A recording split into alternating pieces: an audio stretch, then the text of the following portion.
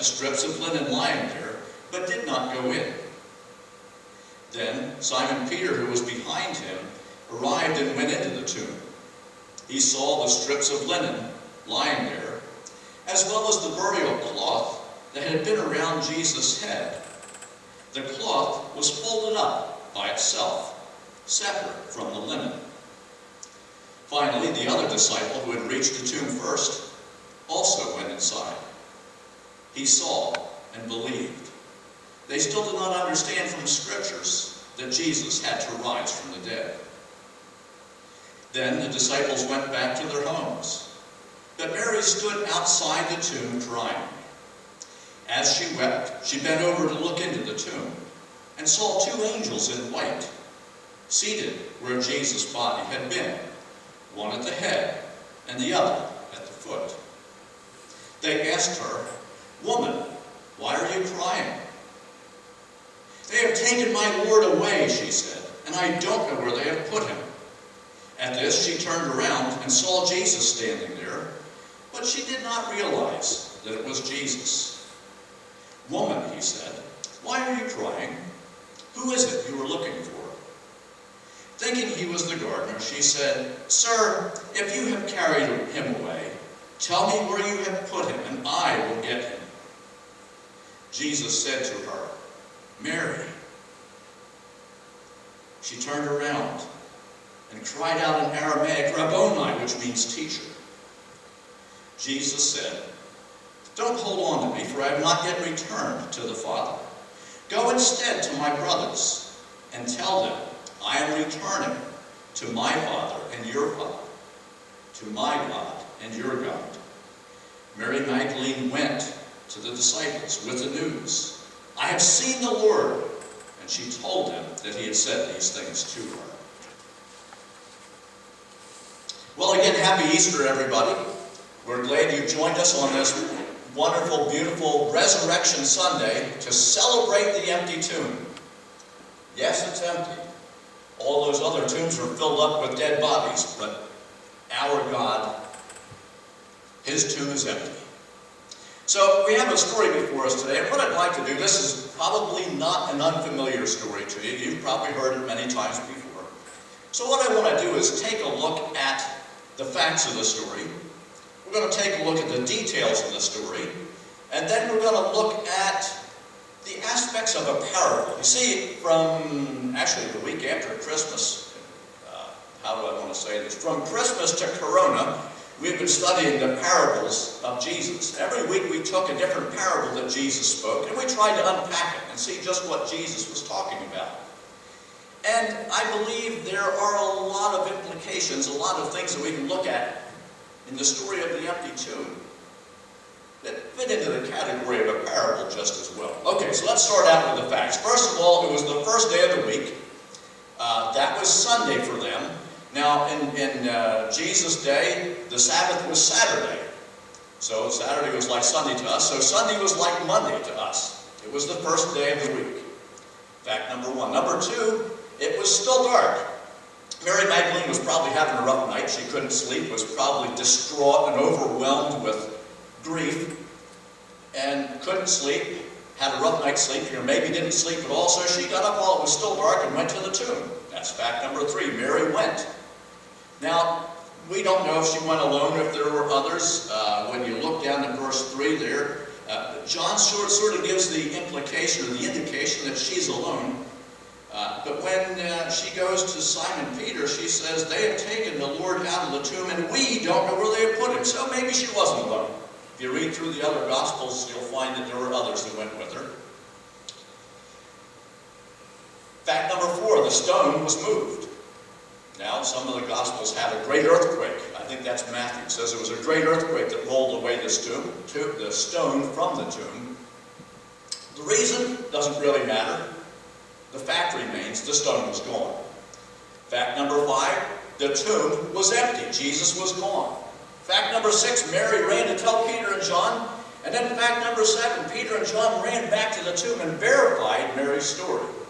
So we got a lot of facts, a lot of truths that we can lean on here in this story. But sometimes in a story like this, it's really the details that make the story. Detail number one, according to John's passage, and it does appear as though Mary was alone. Detail number two, the stone was gone. It had been moved. But detail number three is where I want to key in on, and that's the clothes, the burial cloths that were around Jesus. Now, his whole body was wrapped in strips of linen. And those strips of linen were laying on a heap, on a pile, beside where he would have been. But the napkin that was wrapped around Jesus' face was folded up and put off to the side. Now, why was that napkin folded up? There's a couple of reasons why that could have been folded up. One reason, some of you who, well, I guess everyone who's watching here today knows about Facebook because you're watching us on Facebook. So, other years at Easter time on Facebook, I've seen a story that tells about people in Jesus' day. When you were invited to a banquet or a wedding reception and you would sit at a table, and for some reason you had to get up to leave momentarily. You had to get up to go to the bathroom, or if it was a wedding reception, you got up to dance with the bride, whatever. You would take your napkin and crumple it up and just leave it on a pile. That indicated that you were coming back. But when you were done with the meal, the person would take the napkin and fold it up and lay it down folded in place. That was an indication that when you got up and left with the napkin folded, you were not coming back. So that's the indication, at least from that story that I read on Facebook, and of course we know that Facebook always tells the truth. There's never any lies on the internet. So if you read something on the internet, you know it has to be true. But this is where we need the canned laughs, you know. You can't believe everything you read on Facebook. And I'm not sure that that story is true. It makes sense, and it's a good story. But the second reason I want to give you for the folded napkin may make a little more sense, and that is grave robbing was big business in Jesus' day. Now, we know that Jesus' tomb had guards posted on the outside of it. So, if someone was going to rob Jesus' tomb with guards outside of it, they wouldn't be wasting any time. They might open up the tomb, quickly go in and get what they needed to get, or get Jesus' body, whatever, but they would not have taken the time to fold up that napkin and set it aside. It would have been laying in a heap with the rest of them, or maybe if they wanted Jesus' body, they would have just taken it and left with it still wrapped. But the linen around his face, the cloth around his face, was folded up. So either it gives us the indication that Jesus was not coming back from the Facebook story, or that he was alive and took it off himself and folded it up when he left the tomb. Okay, another detail. The scriptures still had been hidden from Peter and John. They did not understand that Jesus had to rise from the dead. They saw and they believed, but I sort of believe when you look at verses 8 and 9, that says, finally the other disciple who had reached the tomb first also went inside. He saw and believed. I believe what that's saying, that the disciples saw and believed. They believed Mary's story, that Jesus was not there. Now there's also something else that's happening in this story, and that is that Saturday, the day between the crucifixion and the resurrection, must have been thousands of hours long for the disciples. That must have been the longest day in history. But now on Sunday morning, things are happening fast. They're happening so fast that it's difficult to process all these events that are happening in succession. So fast that it's really difficult to take it all in. The tomb is empty. Jesus appears. Well, let's not get ahead of ourselves. More details of the story. The disciples went to their homes, but Mary stayed at the tomb. Now, Mary's at the tomb by herself, it appears from the scripture. She looks inside the tomb again, and then as she looks inside the tomb the next time, there are two angels seated at the head and the foot of where Jesus was. Now, I don't know about you, but I think if I walked into a room and saw two angels, I'd be petrified. I wouldn't be able to talk. And Mary seems unimpressed by these angels. She doesn't seem too concerned that they're there. They say to her, "Woman, why are you crying?" And they say, "They've taken my Lord and I don't know where they put him." This is verse 14. Take a look at verse 14. This is Mary's answer. This is verse 13. "They have taken my Lord away," she said, "and I don't know where they have put him." At this she turned around. She's there with the angels. The angels ask her why she's crying. She says, "They've taken my Lord." She just turns away from him. And she's going to walk away from the angels. Now at that point, Jesus is there, and she almost probably walks face first into Jesus. But she doesn't recognize him. She does not recognize Jesus. Now, I'm not so sure that his identity is hidden from him. If you take a look at the story again, back to verse 14. At this she turned around and saw Jesus standing there, but she did not realize that it was Jesus. Now, John is very detail-oriented and detail-conscious. If it was hidden from Mary that this was Jesus, he would have said that. I believe Mary was distraught. Her head was hung down. She was crying. She was sobbing. She was visibly upset. And when she turned around from the angel, she just saw a man there. And, "Oh, excuse me, are you the gardener? Where did you put him?" She probably never even looked at his face. Now, she heard his words. He said, "Woman, why are you crying? Who is it you're looking for?" Now, this would have been the voice of Jesus, but it was out of place.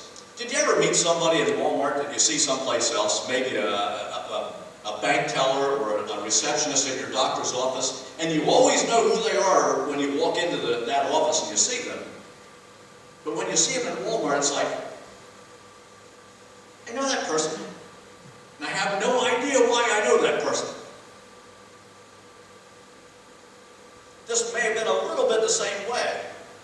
Jesus said to her, "Woman, why are you crying? Who are you looking for?" And maybe the voice sounded familiar, but it couldn't be Jesus because he's dead. I know that voice. That voice has a familiar ring to it. It's just a coincidence.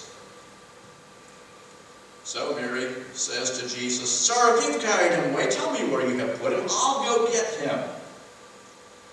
Now, Mary just has it in her heart to put things right. Jesus is not in the tomb. He's dead. He's out laying someplace, but he needs to be back in that tomb, and she's going to do it herself if it's at all within the realm of possibility for her to do. And this is the point of the story where I want to add the parable. Now, when you look at a parable, things are not always necessarily what they appear. So with that in mind, let's take a look at this story. The tomb was empty. Okay, what does an empty tomb represent?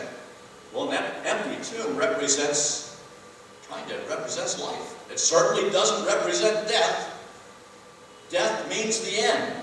But an empty tomb means that this story is not over. This story is going to continue on. The second part, as we look at this from a parable aspect, is that Jesus was there. He never left. When Mary turned around, she was face to face with Jesus. Now, she didn't recognize him at first. And that is so important because we know that Jesus was there. We can know just as confidently that Jesus is right here today. That he is with us. He will never leave us. He is always there. Mary didn't recognize Jesus. And that's something I want to key in on. Because, you see, Jesus may not have looked like himself in his resurrected body. We don't know. We don't have pictures to compare the before and after. But the significance of Mary not recognizing Jesus is something we need to take to heart, because I think so many times in our own lives we do not always recognize Jesus either. Now, it's not any secret that these are difficult times we're living in with coronavirus, and isolation and seclusion, and being forced to stay home when we want to be out. And it's equally difficult for me as a pastor, but I've got to tell you that I know there are people in this church me every day. And I know that I wouldn't be able to go on without your constant prayers, because your prayers give me the support and the strength from Almighty God that I need to keep on going. So that means then sometimes when I look at your face, I will see the face of Jesus.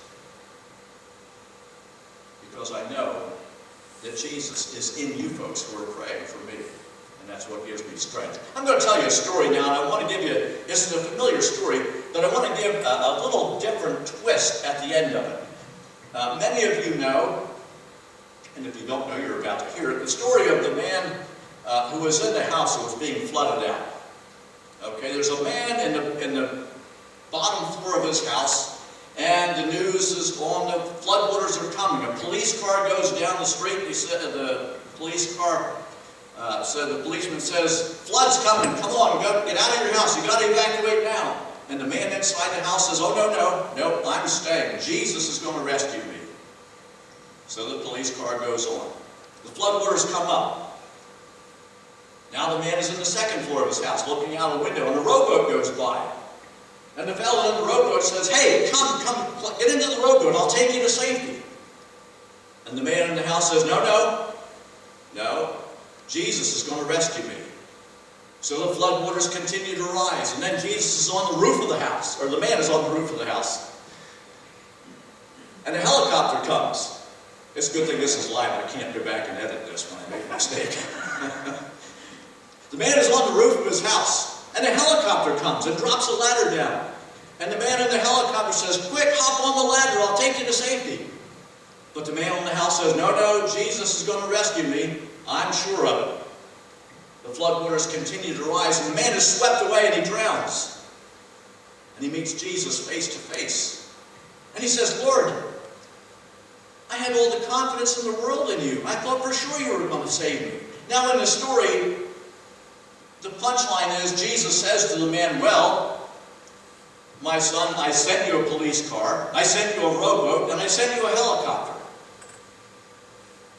What more did you want? Now here comes the twist, because you see, we're dealing with Mary at the tomb. Mary bumps into Jesus, but she doesn't realize it's Jesus.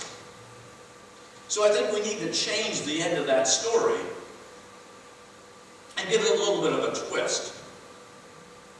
The man is on the roof of his house, and he gets swept away, and he drowns, and he comes up and meets Jesus face to face, and he says to Jesus, Lord, I was certain you were going to save me. Where were you? And Jesus looks at him right squarely in the eyes and says, I came to you in a police car, but you didn't recognize me. I came to you in a rowboat. You didn't recognize me. I came to you in a helicopter, and I offered to take you to safety. But you didn't recognize me. What more can I do? You see, sometimes Jesus appears in ways that we don't expect, in faces that don't look like the pictures we have in our mind's eye of what Jesus would look like. Sometimes Jesus looks like this. I hope that's the case. But I'm not Jesus. It's just Jesus in me. Sometimes Jesus looks just like all of you. No matter what Jesus looks like, he's always here. He's here in corona, he's here in health, he's here in sickness, he's here in joy. He is here. And what I'm going to challenge you to do is the next time you stand in front of the mirror, stand there and look intently into that mirror until you see Jesus looking back at you, because he's there. Then when you see Jesus looking back at you, you know you're ready to go show Jesus to the rest of the world. But the parable isn't quite done yet. Jesus says to Mary, go tell my disciples, go tell my chosen ones that I'm alive. Tell them what happened. Tell them you saw me. Tell them that I'm going to my God and your God. Now notice that in this part of the story, there is no responsibility placed on Mary for whether the disciples believe her or not.